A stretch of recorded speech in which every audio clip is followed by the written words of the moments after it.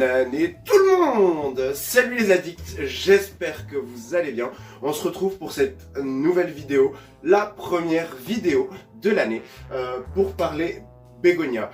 Je voulais vous faire un petit plan de tour pour vous montrer à peu près tout ce que j'ai comme espèce à la maison. Mais je me suis dit que la vidéo allait faire 4 heures. Donc j'ai préféré vous faire un conditionnement de vidéo que vous pourrez retrouver tout au long de l'année. Et aujourd'hui, je vais commencer par ma plante préférée, qui est le bégonia. Comme certains d'entre vous peuvent le savoir, j'ai pas mal de variétés et je suis toujours en train d'en rechercher des nouvelles. Donc si jamais tu as une variété qui t'intéresse dans ma collection et que tu vois que je n'ai pas une variété que tu as, je serai extrêmement ravi de pouvoir faire un échange avec toi. Pour commencer, on va parler d'un bégonia que j'ai là sur la table. Celui-ci est un bégonia bambou. Donc je pense qu'on va faire un petit début avec des bambusiformes. Puis au fur et à mesure, on changera d'aspect et de cultivar. Donc, ce bambusiforme est un bégonia Snow Cape. Il a la particularité d'être, comme tous les bégonias bambou, d'avoir un port en tronçon et de pouvoir monter plutôt haut. Celui-ci, c'est une bouture que j'ai faite il y a 3 mois. Et voilà, il était dans le terrarium et il a plutôt bien apprécié. Il a eu un petit coup de chaud avec les radiateurs, mais ça devrait aller jusqu'à l'année prochaine. Mais comme vous pouvez voir, il a un feuillage plutôt particulier. On dirait qu'il est parsemé de sucre glace, de neige. Il est super gourmand. Je sais pas, je le trouve super joli. Il a des aspects un peu violacés, gris métallisé. Je le trouve sublime. Dans le même type d'espèce, je vais avoir un bégonia Snow Cape également, qui lui a des feuilles beaucoup plus larges, beaucoup plus grasses. Celui-ci il a des feuilles vraiment rugueuses avec un effet scratch dessus. Enfin, je sais pas comment vous décrire cet aspect, mais on dirait un scratch ou une barbe mal rasée. Ouais, c'est exactement ça. Voilà, c'est un bégonia que l'on m'a offert. J'en ai une autre variété qui, elle, a perdu totalement ses feuilles, mais elle devrait reprendre parce qu'elle a quelques racines. Elle est exactement dans la même typologie que celle-ci, mais avec la quantité de points de l'autre. Donc en fait, elle a les mêmes feuilles que celle-ci, mais avec le même dessin que celle-ci. Donc elle aura exactement le même pattern, mais avec une feuille plutôt grasse, plutôt verte, tandis que celle-ci est plutôt sèche. Celle-ci, je la maintiens plus humide que celle-là, parce que sinon je perds les feuilles.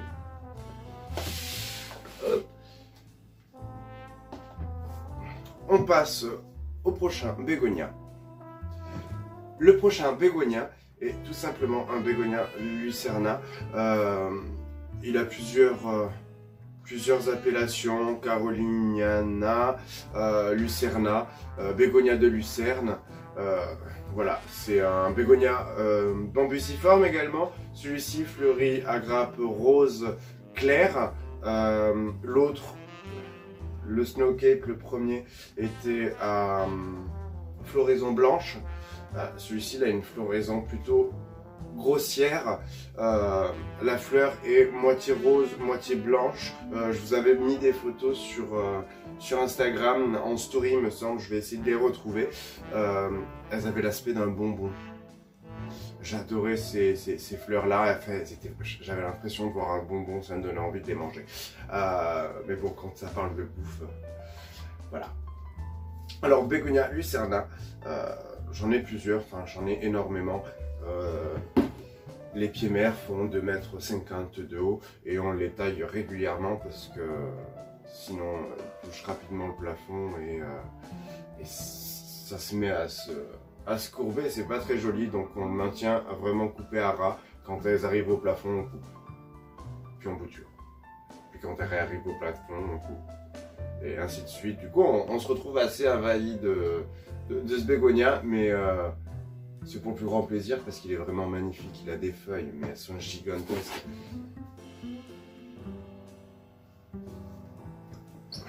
Du coup, on passe à la prochaine variété qui va être encore un bégonia bambou. Du coup, là, on est sur un bégonia tamaya qui va être à fleurs roses. C'est le bégonia le plus courant, je pense. C'est le bégonia bambou par excellence. Celui-ci est à floraison rose. Il a un dimorphisme bug qui est plutôt surprenant. Les feuilles sont entièrement enroulées au début et ensuite deviennent complètement lisses. Il est légèrement nervuré de rouge sur le dessous. Ça va dépendre vraiment des espèces. Certains sujets en présence de forte lumière deviendront entièrement rouges sur le dessous. Et j'ai une autre espèce qui est identique, mais celle-ci fleurit entièrement blanc. C'est le fameux tamaya à fleurs blanches. Celui-ci se plaît plutôt bien dans la salle de bain. Il est en train de me faire 1, 2, 3, 4 rejets entre feuilles. Donc ça va me faire un beau petit arbre. J'en suis plutôt content. Ici, on est sur une autre espèce de tamaya encore. Celle-ci, ça va être une espèce à fleurs orange. Donc de mémoire, c'est le orange rubra. Je mets une croix sur ma bouche si c'est pas ça. Mais de mémoire, c'est l'orange rubra. Il a une floraison qui est orange, mais d'un orange. Un orange. J'ai pas de orange. Si, un orange comme ça. Bref, il est super joli. J'ai une autre espèce dans le même esprit qui va avoir la même feuille, mais sans les points. Celle-ci, elle a un nom à coucher debout. Je vous l'affiche juste là. C'est R010 de mémoire ou quelque chose comme ça. Et je la trouve un peu moins intéressante, mis à part son nom. On reste toujours sur les bégonias, mais cette fois-ci on est sur un bégonia, c'est le bégonia sclaton, le bégonia angularis. Je l'aime beaucoup. Bon, c'est une petite bouture qui me reste. J'en ai des plus grosses en terre dans l'atelier. Celui-ci, je l'aime beaucoup. Je vais vous le montrer de plus près.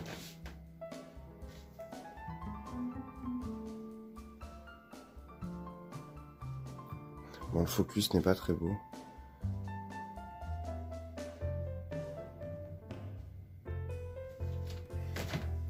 Mais il a un aspect assez arête de poisson.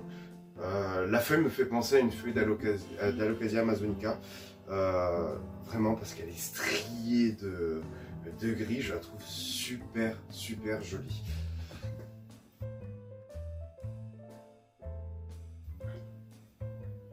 Ensuite, hop, ici je suis sur un bégonia grandis imbellis, si ma mémoire est bonne. C'est un bégonia toujours dans la même famille. C'est un bégonia bambusiforme, mais avec un aspect beaucoup plus molichon. C'est pas un de mes préférés parce que je sais pas, il est très velours. En fait, ça a une feuille de rex, mais sur un port de bambou. C'est chelou. Et toujours dans le même esprit, le bégonia obliqua, qui lui est exactement comme son précédent, mais il a quand même une tenue un peu plus forte, un peu plus dure, un peu plus rigide. C'est pas un flambi, c'est je sais pas, mais c'est assez agréable au toucher. Les couleurs sont très vives à l'arrière. C'est plutôt fun. Voilà, ça c'est pareil, c'est un bégonia que j'ai en plusieurs exemplaires, mais c'est pas un bégonia qui me fait triper. Il a une floraison rose complètement insignifiante. En ayant fini avec les bégonias bambou, on s'attaque aux bégonias rhizomateux. J'ai pas mal de bégonias rhizomateux parce que je les aime bien. Puis la diversité est tellement vaste que on peut que en avoir plein. Je commence tout d'abord avec le bégonia Mazae. Bégonia Mazae qui est un bégonia rampant plutôt facile d'entretien, pas trop d'eau, pas trop d'humidité. Il est plutôt facile à vivre. J'ai plusieurs patterns sur ce bégonia. Je vais en avoir un notamment qui devrait vous plaire. C'est le bégonia Mazae Dark Night qui est noir, mais il est beau, avec un revers super rouge. Il a un feuillage qui est entièrement irisé, mais je ne suis pas sûr de pouvoir le capter, n'ayant pas le flash.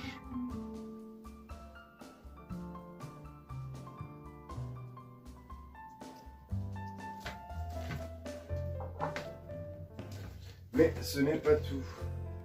J'ai également un petit spécimen qui lui fait légèrement la tête et qui est lui Bégonia Mazae Dark Chocolate,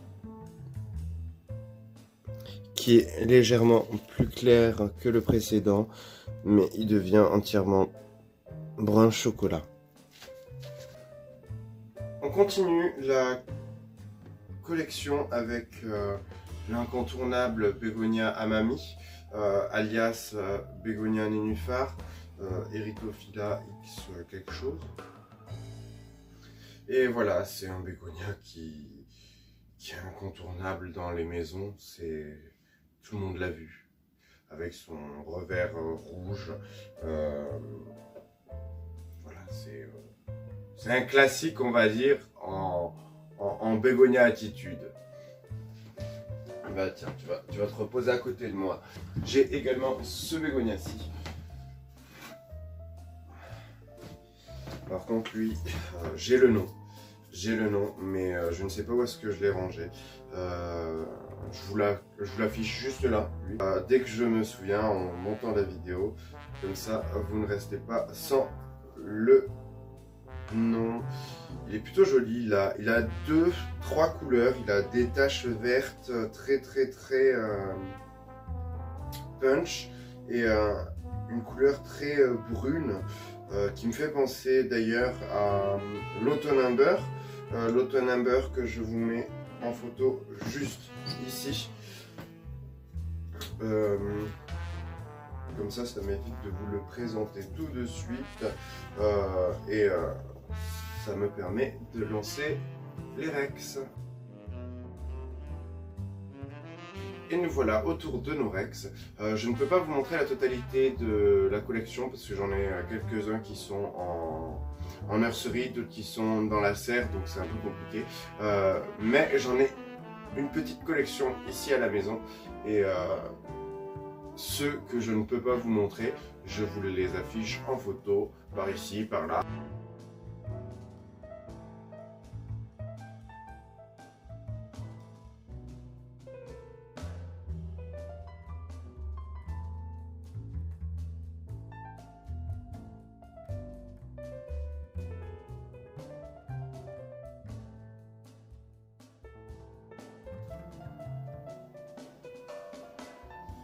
Un premier.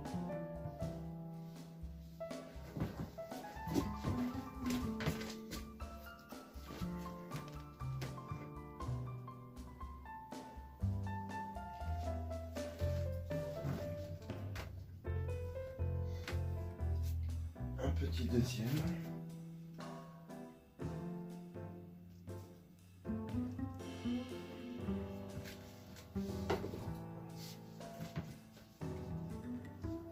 Celui-ci, il fait partie des plus vieux. C'en est un que j'ai énormément bouturé et qui repart petit à petit de la part de ces rhizomes.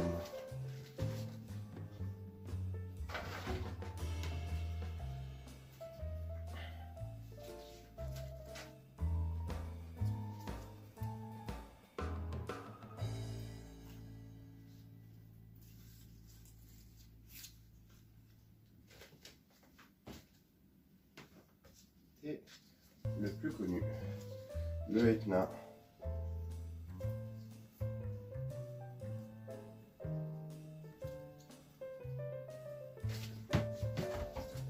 Ce n'est pas tout.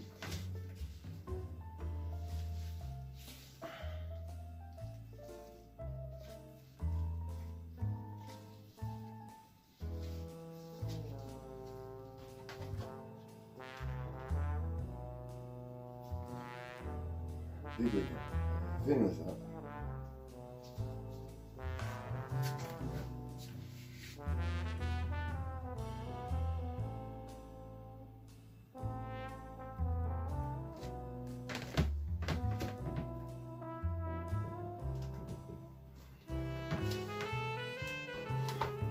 Et on termine par une petite astuce.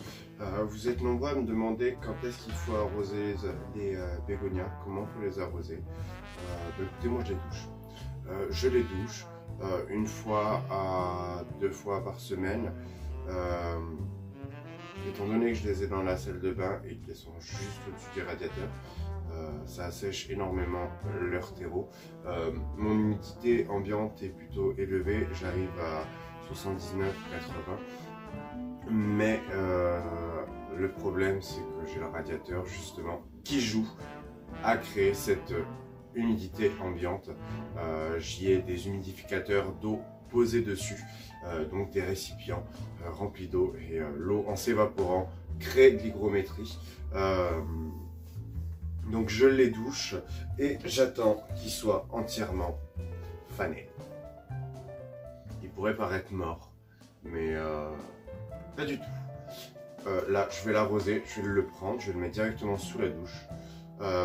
Une eau tempérée, très important, peu calcaire, et tranquillou bilou, il va se lever tout droit et ça va être la fête, et il repart comme à l'an 1000. Demain matin, il aura exactement la même allure que celui-ci.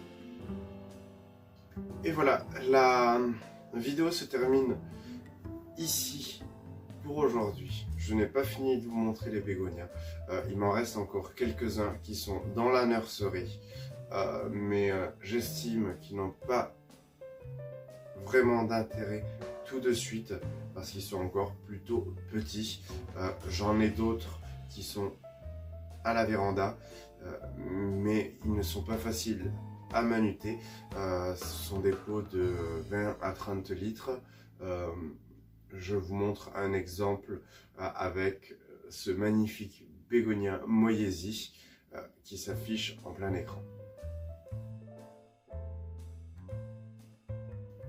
Comme vous pouvez le comprendre, il va m'être un peu compliqué que de porter les pots pour vous les montrer. Donc je vous ferai des petites stories régulièrement sur Instagram, et si vous avez aimé, n'hésitez pas à mettre un petit pouce bleu, et je vous prépare une surprise sur mon compte Instagram que je vous invite à aller follow. Un petit concours afin de gagner 2 petits cadeaux organisés en partenariat avec What the Fuck Concept Store et Curiosa Cabinet. On se retrouve sur mon Instagram pour toute question, on se retrouve en story et on se retrouve très bientôt pour une nouvelle vidéo. Ciao ciao.